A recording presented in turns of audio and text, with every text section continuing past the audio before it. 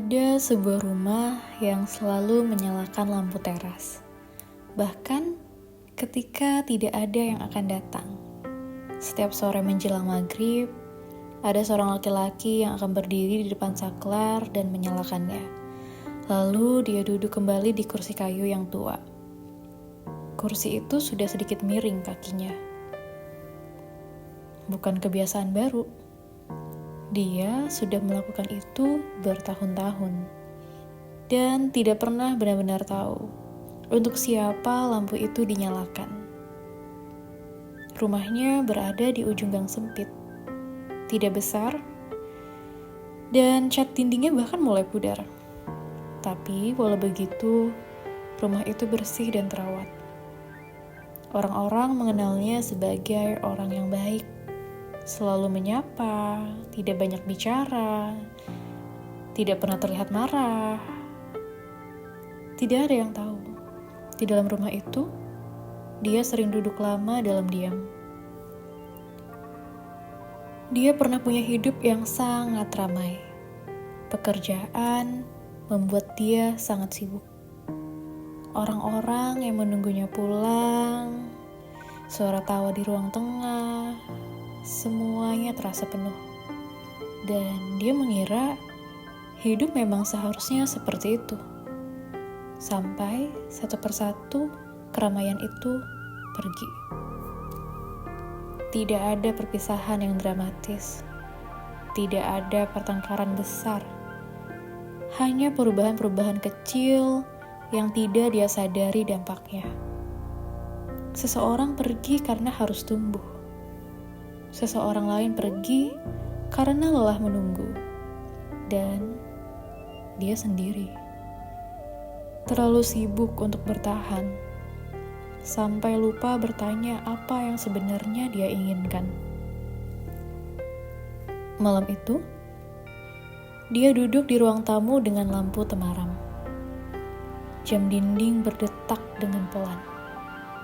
Di meja kecil di depannya ada 2 cangkir. Satu berisi teh yang sudah dingin, satu lagi kosong. Dia tidak ingat kenapa dia selalu menaruh 2 cangkir. Mungkin kebiasaan lama.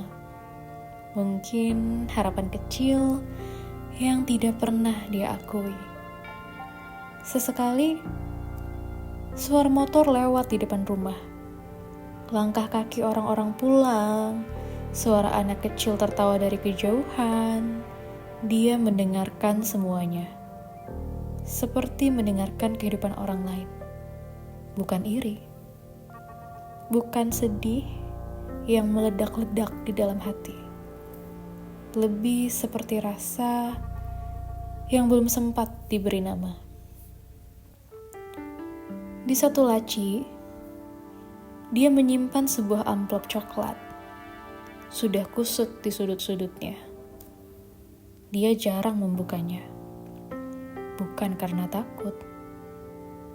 Tapi karena setiap kali membacanya, dia merasa sedang menatap dirinya sendiri di masa lalu. Di dalam amplop itu, ada surat yang dia tulis bertahun-tahun lalu untuk dirinya sendiri. Dia menulis surat itu di usia ketika dia yakin hidupnya akan berjalan lurus. Dia menulis tentang rencana, tentang keyakinan, tentang betapa dia yakin akan menjadi seseorang yang sampai sekarang.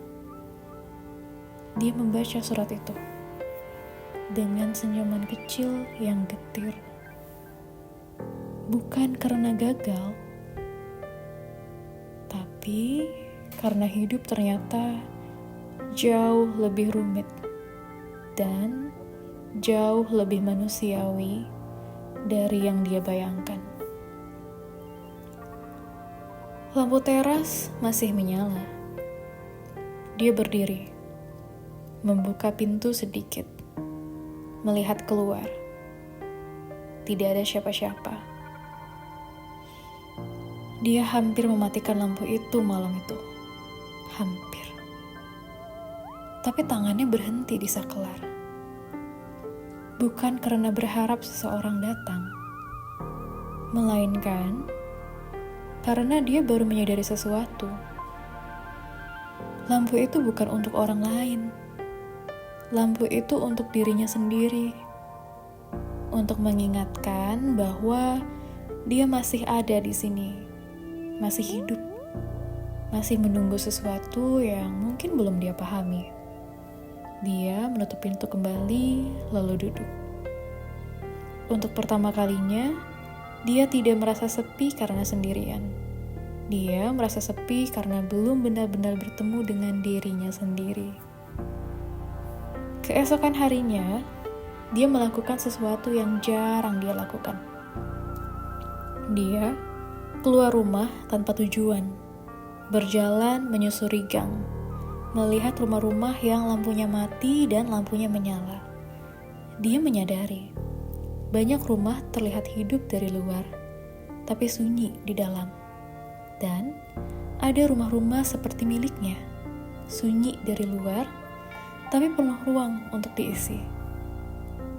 Dia lalu berhenti di sebuah warung kecil, memesan kopi hitam, duduk, mengamati orang-orang.